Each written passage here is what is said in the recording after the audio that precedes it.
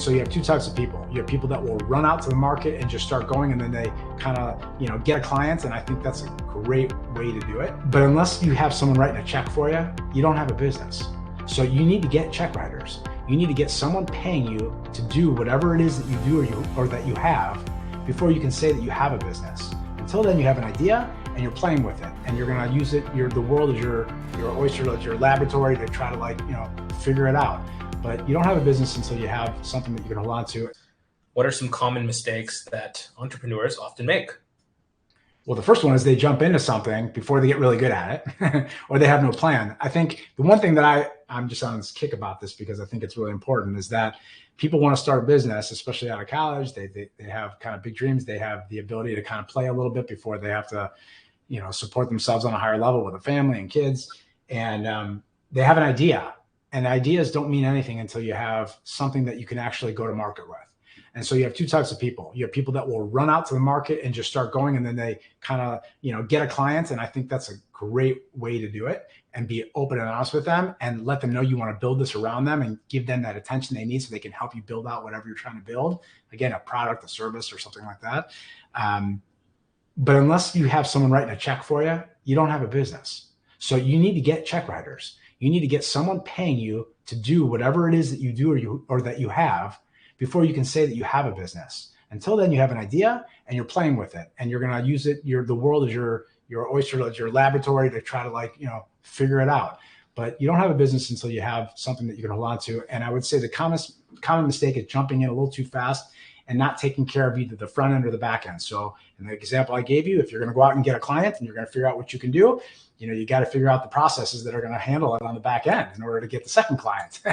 And I think hiring the wrong people and having the wrong kind of partners in regards to whoever you're outsourcing to, it can be a disaster for a new entrepreneur. So I think building your little black book of your who can I go to if I need some help, and what tools can I leverage online that today, again, more than ever, there are unbelievable tools that you can use that are free, that if you have your bucket of tools, no matter what profession that you're in, no matter what your job is, even if you're an employee somewhere, you should have a bucket of tools that are your go-tos, and you should never stop looking for better ones that are out there because they're being literally launched on a daily basis. And you can do things today with some of these free tools that we never could have done before, ever in business.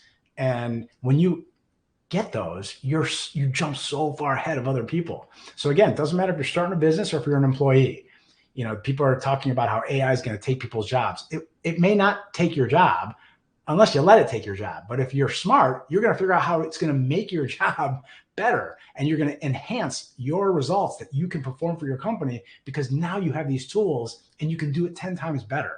So ever since that ChatGPT came out, everything we're doing with our company, everything has been leveraged because we keep finding better tools to use to make everything we do more efficient, cheaper, and faster, and more successful. So I think if you're going to be striving for an entrepreneur, the biggest mistake you can make is you stop learning. You don't test whatever it is you have with the market.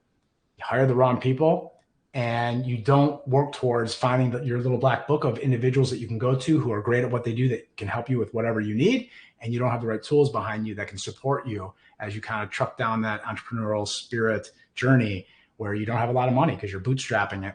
And I think that's a big problem for entrepreneurs who kind of go all in. And what they do then is they go get investors.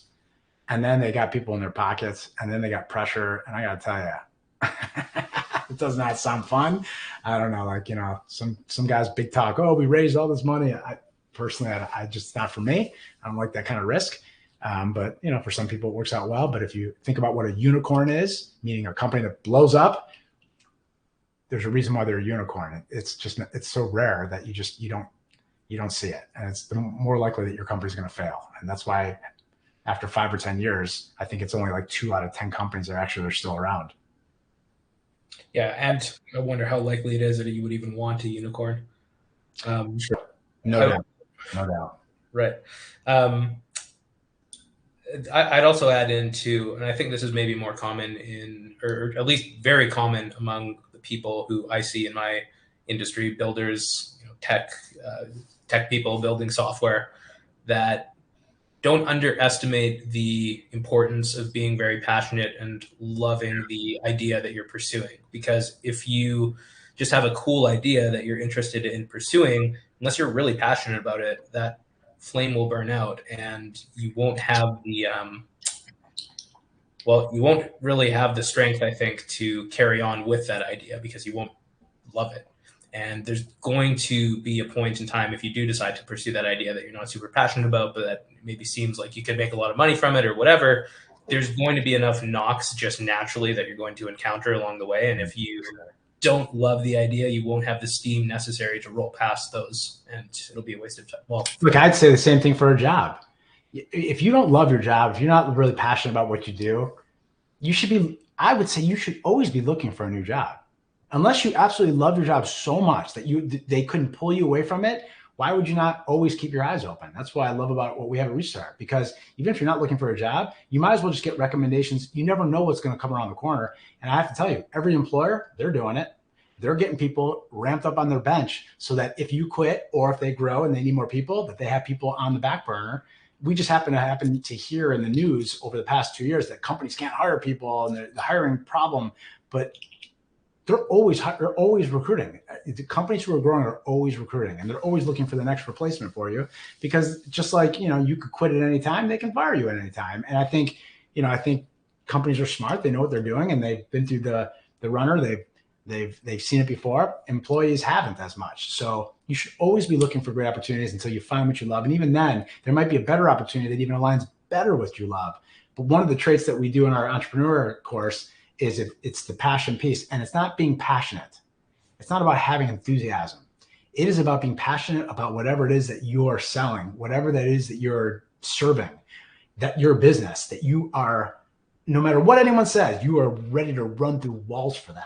And I've had to do that. Like, as an entrepreneur, like, I have to tell you, there have been plenty of times where people have questioned me what I'm doing, and I never wavered, and I still haven't. And whether I'm right or wrong, I know why I'm doing what I'm doing. So you got to know why. You got to have your big. Simon Sinek always talks about know your why, right?